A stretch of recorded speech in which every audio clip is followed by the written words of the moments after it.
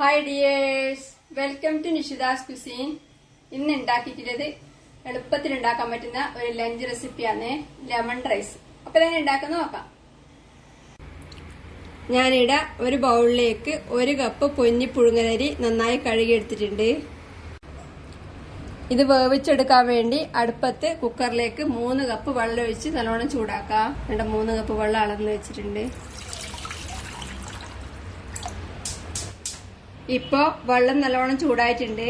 ഇനി കഴുകി വെച്ച അരി ഇതിലേക്ക് ഇട്ട് കൊടുക്കാം.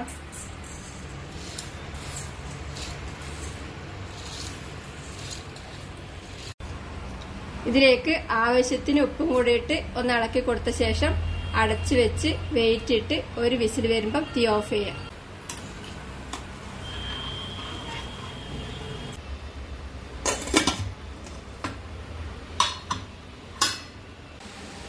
അരി പോവാൻ വെച്ചത് ഒരു വിസിൽ വന്ന് തീ ഓഫ് ചെയ്ത് ആവി പോകുമ്പോഴത്തേക്കും പാകത്തിന് വന്നിട്ടുണ്ട്. ഒരു 10 മിനിറ്റ് ആകുമ്പോഴത്തേക്കും ആവി പോയിട്ടുണ്ട്.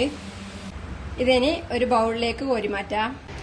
ഈ റൈസ് വന്ന ഉടനെ തന്നെ ബൗളിലേക്ക് കോരി മാറ്റുന്നതായിരിക്കും നല്ലത്, അല്ലെങ്കിൽ കുഴഞ്ഞ പാകത്തിനാവും. ഇപ്പം പാകത്തിന് നല്ല കറക്റ്റായിട്ട് വന്നിട്ടുണ്ട്, കുഴഞ്ഞു പോവാതെ വന്നിട്ടുണ്ട്. അടുപ്പത്ത് ഒരു കടായി വെച്ച് ചൂടാക്കി അതിലേക്ക് 1 ടേബിൾ സ്പൂൺ എണ്ണ ഒഴിച്ച് ചൂടാക്കി. എണ്ണ ചൂടാവുമ്പോൾ 1/2 ടീസ്പൂൺ കടുകും 1/2 ടീസ്പൂൺ കടലപ്പരിപ്പും 1/2 ടീസ്പൂൺ ഉഴുന്നുപരിപ്പിട്ട് താളിക്കാം.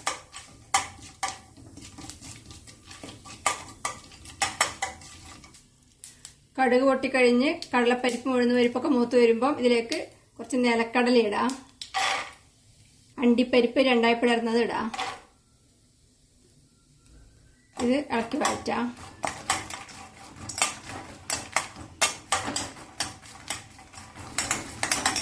അണ്ടിപ്പരിപ്പും നിലക്കടലയും കളർ മാറി തുടങ്ങുമ്പം തീ കുറച്ച് വെച്ച് ഇതിലേക്ക് 1-2 വറ്റൽമുളകും കുറച്ച് കറിവേപ്പിലയും 1 ടീസ്പൂൺ ഇഞ്ചി ചെറുതായി മുറിച്ചതും 1 പച്ചമുളക് ചെറുതായി മുറിച്ചതും ചേർത്ത് വഴറ്റാം.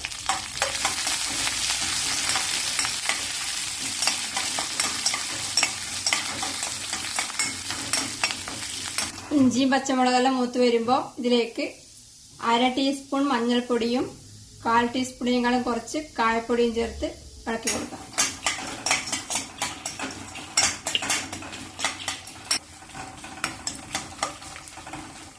ഇനി തീ ഓഫ് ചെയ്ത ശേഷം ഇതിലേക്ക് നാരങ്ങ നീര് ചേർക്കാം.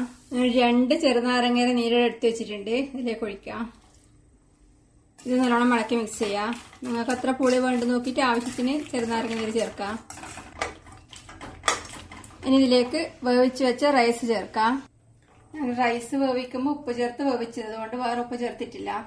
നമുക്ക് വേണം നോക്കിയിട്ട് നാരങ്ങ നീര് ചേർക്കുമ്പം അതിൻ്റെ കൂടെ ഉപ്പും കൂടെ ചേർക്കാം.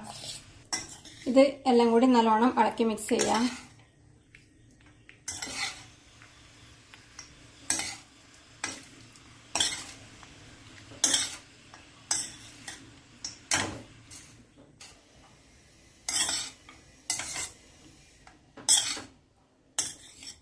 ഇനി ഇതിലേക്ക് കുറച്ച് മല്ലിയില മുറിച്ചതും കൂടി ചേർത്ത് തീ കത്തിച്ച് കുറച്ച് സെക്കൻഡ്സ് അടക്കി ചൂടാക്കിയ ശേഷം തീ ഓഫ് ചെയ്യാം.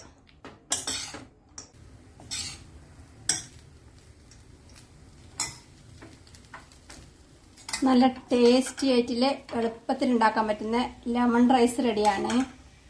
ഇനി ഇതൊരു പ്ലേറ്റിൽ വിളമ്പാം.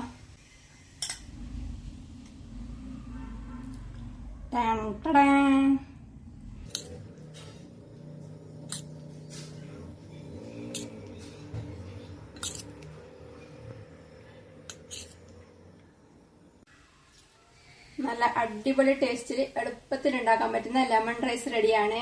ഉണ്ടാക്കി കഴിക്കുക. അഭിപ്രായങ്ങളും നിർദ്ദേശങ്ങളും അറിയിക്കുക. സബ്സ്ക്രൈബ് ചെയ്യുക, സപ്പോർട്ട് ചെയ്യുക. Thank you.